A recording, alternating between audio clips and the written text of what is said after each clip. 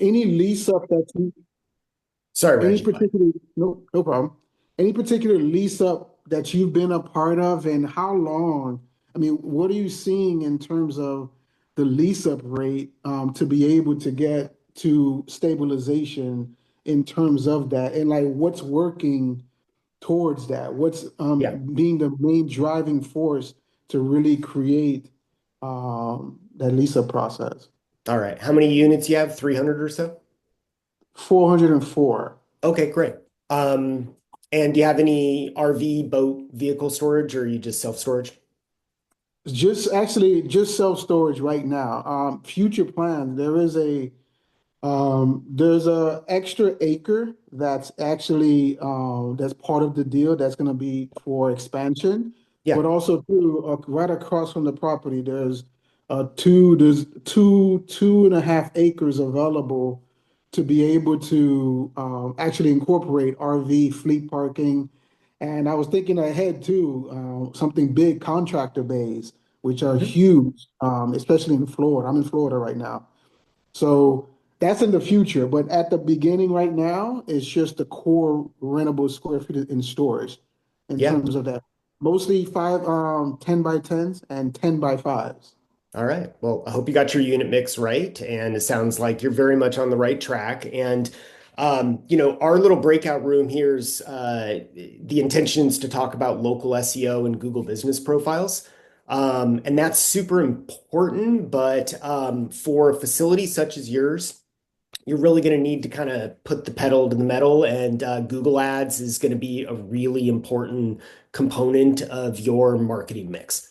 And so the reason for that is that local SEO and Google Business Profile kind of work. Let me back up. SEO, search engine optimization. It's what we do to the website, to the Google Business Profile, and all the other sites that have information about our business. It's how we work with that information and present it in a way that's going to make us competitive in search results. And so those search results may be almost always Google, but there's a local pack of information for most local searches. That'll show the businesses over on this side, and it'll show a map and maybe a couple photos, and you want to be in that mix. And it'll also show your business on Google Maps as well. And it kind of depends how far you're zoomed in and who the other competitors are. If somebody's searching for, let's say, storage unit near me, it's going to pull up some results, and you want to be in the mix and you want to have the right pricing and hopefully, start getting boxes into the units. Um, so, um, that approach is, I think it's important, it's foundational. You essentially kind of have to do it if you have a local business.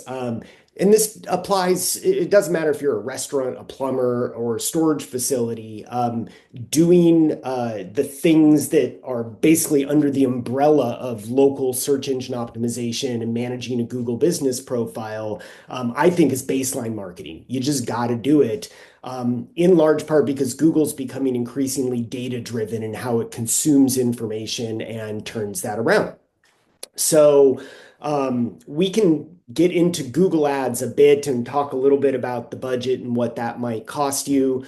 Um, I'll just kind of put a pin in that and say that your lead acquisition cost, how you determine that, is really important because you want to know what you're getting for what you're spending. So let's say, for instance, a lead shakes out to cost you 150 bucks or so. That's kind of typical in the industry. Depends a lot on your market, your competitors, and a number of other factors. But if you're spending, let's say, 4,500 bucks a month, then you might be looking at 30 good leads a month, and you want to close obviously as many of those as you can. Just as if you're a fitness center and people are coming in and you want to close as many of those as you can, and they may want to go across town or they may want to go with you guys, and you have to demonstrate why you're the facility that they want to park their boxes in. Um, from a local SEO and Google Ads standpoint, you want to start thinking about that now before you even open. So, with a Google business profile, go ahead and start that up. It's free. Um, make sure that you set up a Gmail address or a Google account that you're going to use consistently across all of your different Google tools that you're using. So you're going to want to set up Google Analytics, Google Ads. You might set up Google Search Console, Google Tag Manager. All these different services use the same company-based login. So for you, Reggie, it might be purpose-built storage at gmail.com, and you're just going to use that account to sign into everything as you get all signed up. So you're going to create a Google business profile. There's a field in there that basically says when you are opening as a business. And so the idea there is that if you are doing new construction, if you take a look at Street View in Google, it's just basically going to be a piece of empty land, typically. And over time, that car is going to drive by and it's going to take photos of your facility. And Google's going to realize that, okay, somebody built a building here and there's now a business here. And the more you can do to kind of set the stage for your facility, and say, hey, we're a real business. We've built this. We're registered with the Secretary of State. We're an LLC. We have a profile. The whole thing helps Google kind of get up to speed a little bit quicker so that you start showing up in search results quicker. That's kind of, early stage stuff that you can do. Let me kind of explain a little bit about sort of how Google sees things and how data moves around the internet. Because I think with a basic understanding, it helps you make decisions a little bit easier. So when you register a new business with your Secretary of State in Florida, that becomes a public record. And that then gets crawled and scraped, and that information starts showing up in multiple places around the web. So Yellow Pages, Better Business Bureau, Bing, Yahoo, Google, Yelp, on and on. All of these sites have their own crawlers and spiders and bots, and they typically look at each other for information about the businesses in their database. So if you register your business with the Secretary of State, that now starts propagating around the web. And so what ultimately happens, whether you're Greta's self-storage and you've been there for 30 years, or you're purpose-built and you're launching in 2025, there's information about your business out there. And as time goes on, all of these sites start cross-referencing each other. That information might not be correct. You may have your personal cell phone listed when you register your business, and then that's not the number of the actual business. And that's all stuff that you kind of have to correct and deal with. These are kind of its own set of issues, and it's different for those of you who have rebranded facilities, which in and of itself creates its own set of problems, because what was Greta's self-storage is now new and shiny self-storage, and Google gets a little bit confused as to what business is actually at a certain address. Whereas Reggie, you are launching a new business at a location and an address that did not have a business there prior, if I understand you correctly. Somewhat, because the owners right now, it's Yeah. actually it's called, it's a name, but they Okay. haven't finished building it, so they're actually selling it. But it already has a, per se, based on that address, a name attached to it. Yeah. So obviously we have to go around that. And this is a C of O deal, certificate of occupancy deal? Yeah. Okay.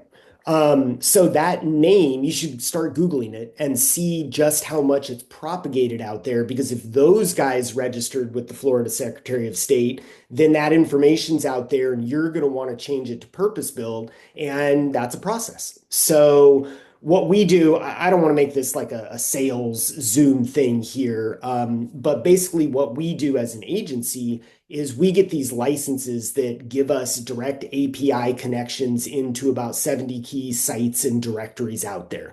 The Yellow Pages and Yelps and Bings and Yahoos of the world. What happens is that, let's take Yelp as an example.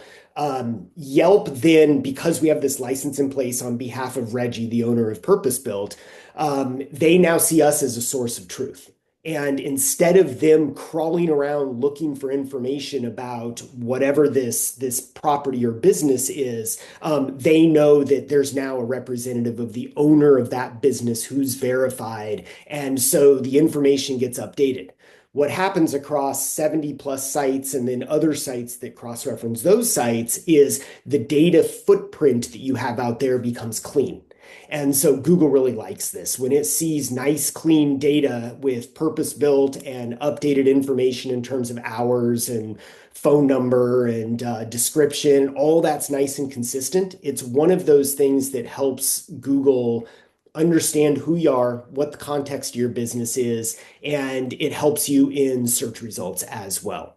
So typically, as you're sort of getting off the ground here, you want to make sure that the information about your business is out there and clean, and you want to start thinking about Google reviews. So another kind of local SEO area that we deal with is just having this conversation about Google reviews. And very commonly these days, most new facilities, I would say over half are unmanned. So, Reggie, what are you guys doing there? Do you have an office? Oh You have, yeah. I had there is an office in there, but my model is going to be fully automated, Mhm. remotely managed, with as little as possible in terms of on staff employees in terms of that. So it's a fully automated model, remotely managed. Yeah. Okay. So that's going to make it harder for you to get Google reviews.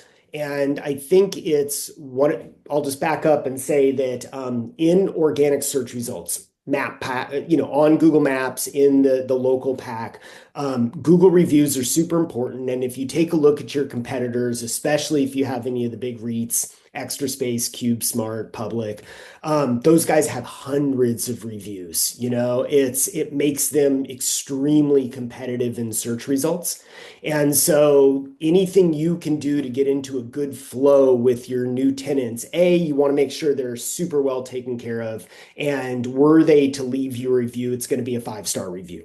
But you also have to ask, and you have to provide them an easy way to leave that review, because it's just one of the most important things you can do. Reggie, go ahead.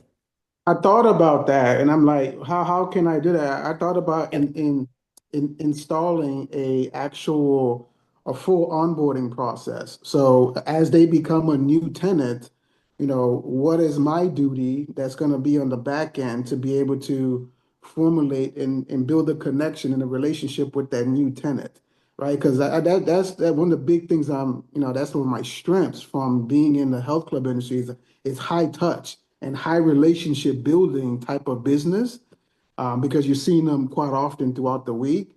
So my thought was to have an onboarding process where through conversations, through calls after they actually become a tenant, whether Mhm. they go through on the phone or on their phone, on the website, afterwards, I want to make sure they have some kind of human contact to be able to help generate that review based on their interaction with me or with my a human on the opposite end. So that's Yeah. what I thought of. So to me, it sounds like you care and you want to create a Yeah. good experience for your customers, and I think that'll just serve you really well. One kind of small side note here, not exactly a pushback, but maybe kind of just a little context is that my understanding is that the millennials and younger, increasingly desire a contactless experience. Like they don't want to deal with humans and they just want to like have the interface and go touchless and get in and put their boxes into units. I would just pay attention to how the people you're talking to are responding and what seems to work or not. And that level of high touch, I think, will serve you well. And just the younger people may just have a different frame of reference and how they like interfacing. And, we'll see how that shakes out for you. I mean, In the I'm a chat, millennial myself. I mean, I'm on the upper end of the millennials, but at the end of the day, I know how to relate to them, even the younger ones, and in terms of that. Awesome.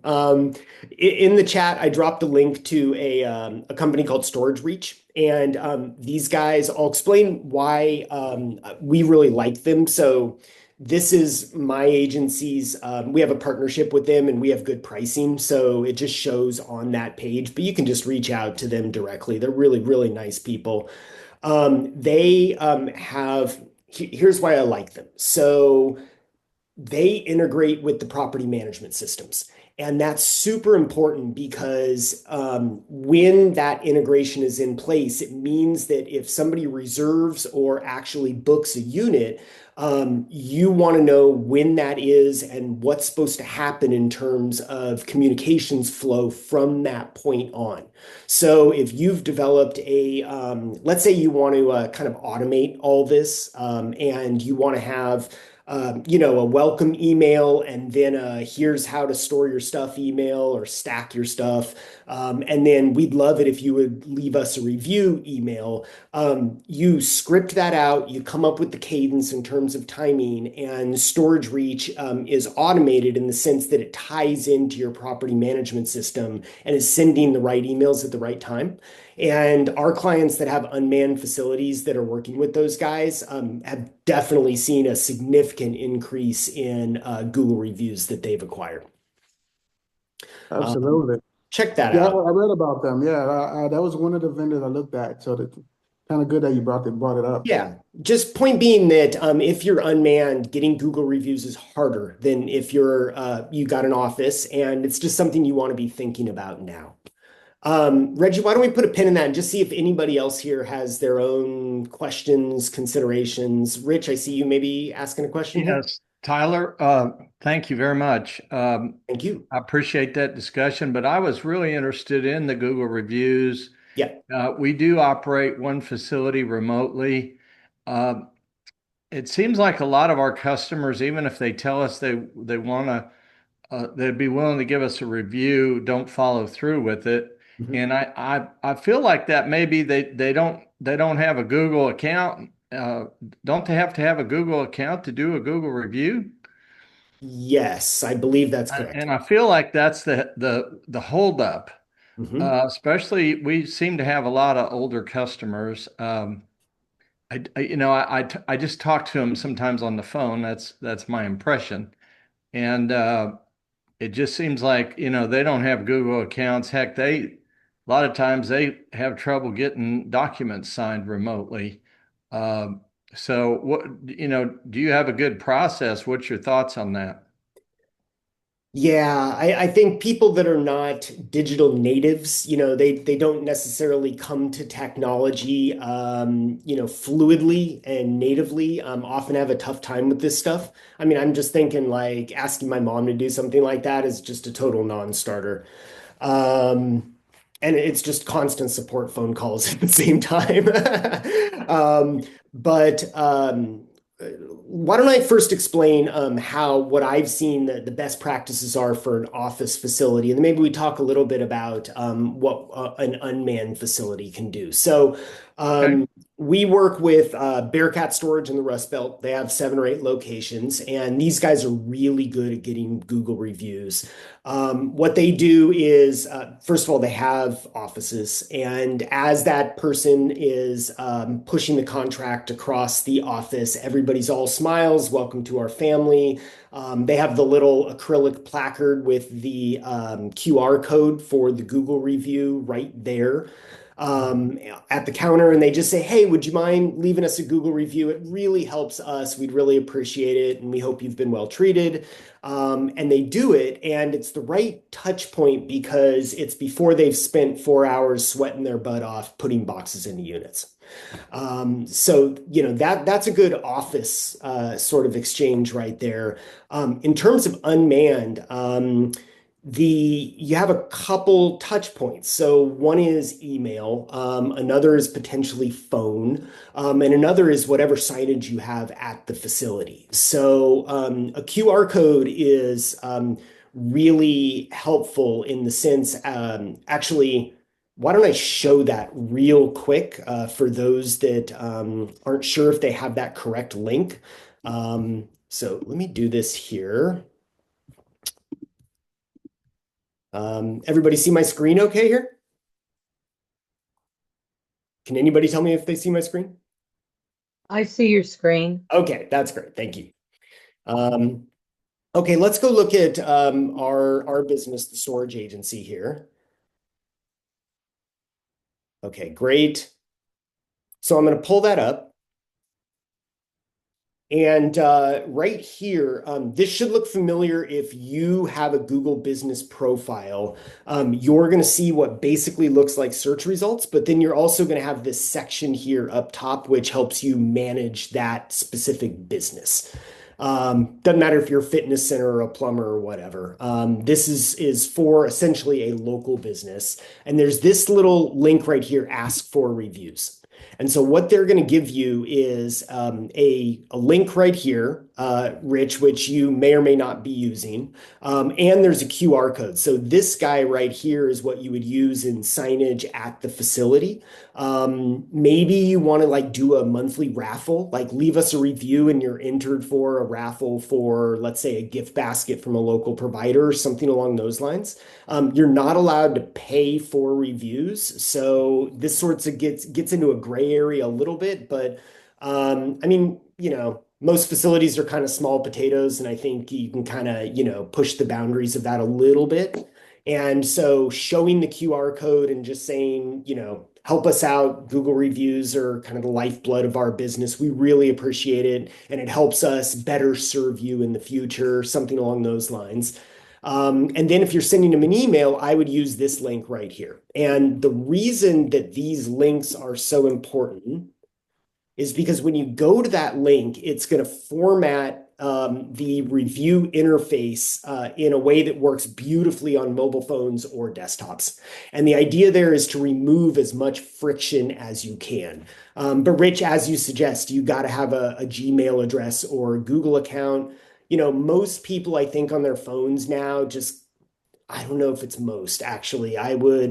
I don't have the stats on that, but it feels to me like most people, just because they're kind of out looking for businesses and looking for restaurants and leaving reviews, it's become a lot more natural for most people. But with an older demographic, I get it. It's just going to be a little tougher there. I think that's what we run into as an older demographic. Yeah. Um, and then secondly, we probably aren't as good about sending the link as we should be. Yeah. Um, So see if you can get into that flow. And you think right after they rent is the best time to send the link? well, for the office example I used with Bearcat, yes, but I think that's why a storage reach is that's what they do. And so to some extent, we all have our core competencies in what we do, whether it's financial modeling for a facility or marketing, and those guys just do reviews really well. So one of the things that they focus on is the right cadence and being able to hit a new customer at just the right time with that request so that the customer is most likely to engage because they've really felt well taken care of early on in the relationship. Okay.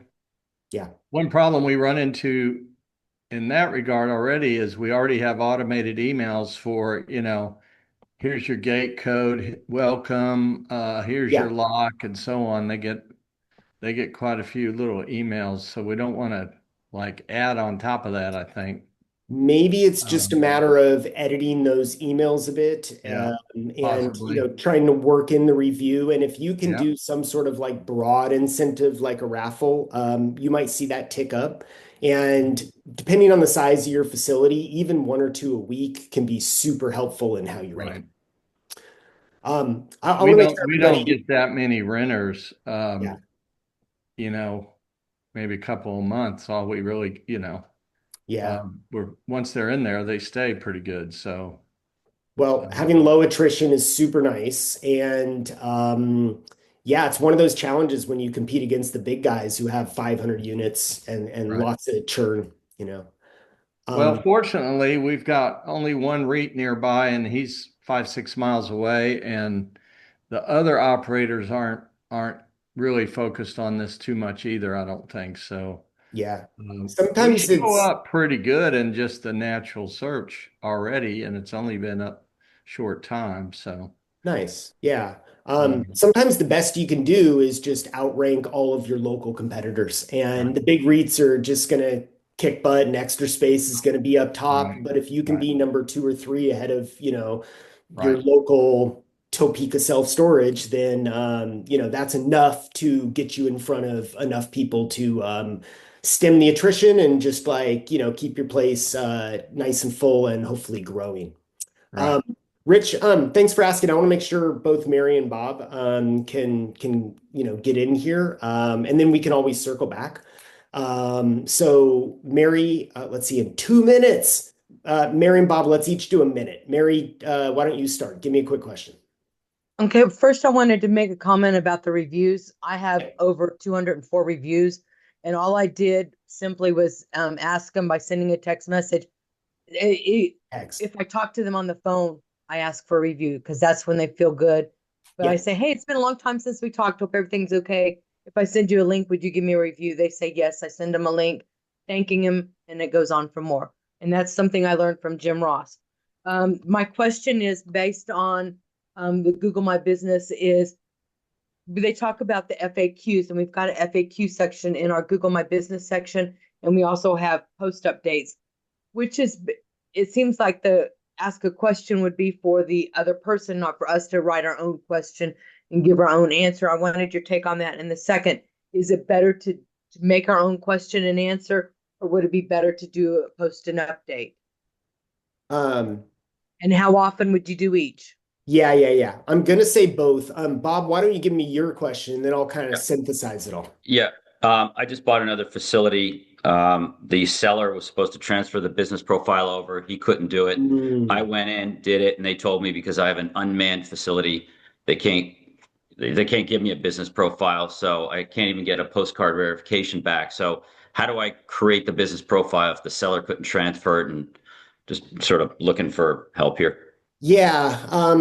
Sometimes it's okay starting a new one. Sometimes you really want to do your best to transfer over the old one to your ownership, especially if you have, 65-star reviews, right?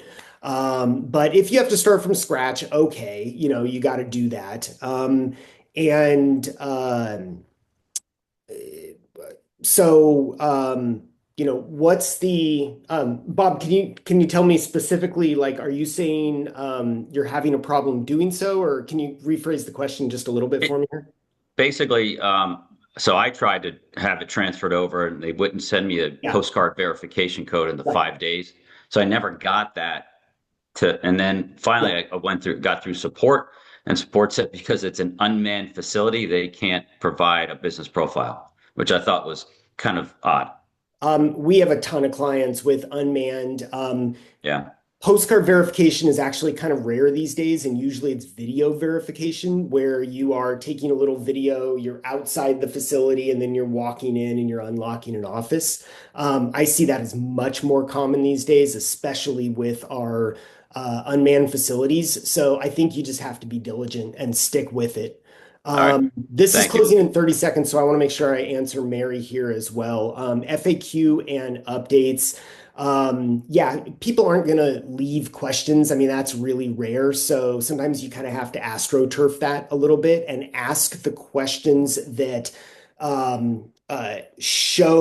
allow you to talk about the information, the features, the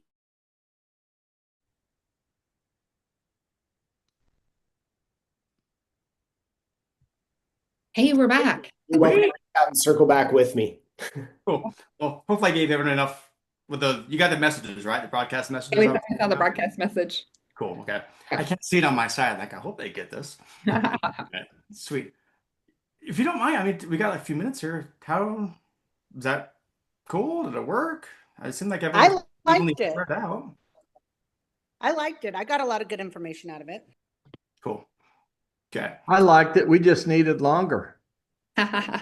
Next time we will. I was gonna say this was kind of a guinea pig. This was, hey, we're gonna test this out, see how this format works. We'll probably invite everyone back, the table host, and we'll do a longer version next time. But just kind of testing technology out, seeing how evenly spread it was. I don't know. I liked it. I think it worked out. So I still want some feedback from people. So message me, email me. You know how to get a hold of me. I don't hide, but I'd love to kind of get some of that feedback from you guys. So pretty cool. All right, I got a couple things here since I do this every single time. For people that want to join, I've mentioned this the last few times here, but after this session, I always go and talk to this guy. I can put it in chat. Let's do this. Dun, dun, dun. This is the AI Salon office hours. So people that like to nerd out on AI stuff, you're welcome to come over to this link. There you go. So just put it in chat. You can click that link and have it open before we close up. Otherwise, it goes bye-bye. But this is just a free-flowing hour-long conversation. It's not necessarily demos on AI. It's more about AI in general, and just we just talk about AI. It's just AI nerds getting on there. So if you want to jump on, you're more than welcome to. More the merrier for that kind of stuff. That is great. For the last minute here, gotta take our selfie. Gotta do our selfie here. So if you don't mind, turn your cameras on. You're on spotlight, Jim. You see my green screen of doom? Oh, yeah, that's a good screen of doom. I told you guys, I'm not lying. I'm off spotlight. That's just your. That must be your settings, Jim, because I don't see spotlight. Yep, I'm good. All right, we're gonna do this here. On the count of 3, you're gonna smile pretty. All right, 1, 2, 3. All right, one more. We got enough people here. I gotta do another screen. Count of 3. 1, 2, 3. Hello. All right, thank you guys. Hope this was worked out well. We'll do another round of these. We'll allow more time, I think, for the rooms next time as well. But I'm glad you guys were joining us here, guinea pigs, to test us out. Once again, I really appreciate you guys taking the hour of your time on these Fridays to join us here. We're all busy, but I'm glad you're able to take the time out to be here live, see each other, converse. We're all learning and growing at the same time here. So again, bottom of my heart, I really appreciate it. We'll keep this going. We're growing. We're doing something right. So I appreciate it, guys. I will see you next Friday. Sound good? Have a good weekend. Thank Good job, you. Jim. Take care. Thanks, Jim. And I'll see you on the AI Learning Lab if you guys are around. See ya. Take care.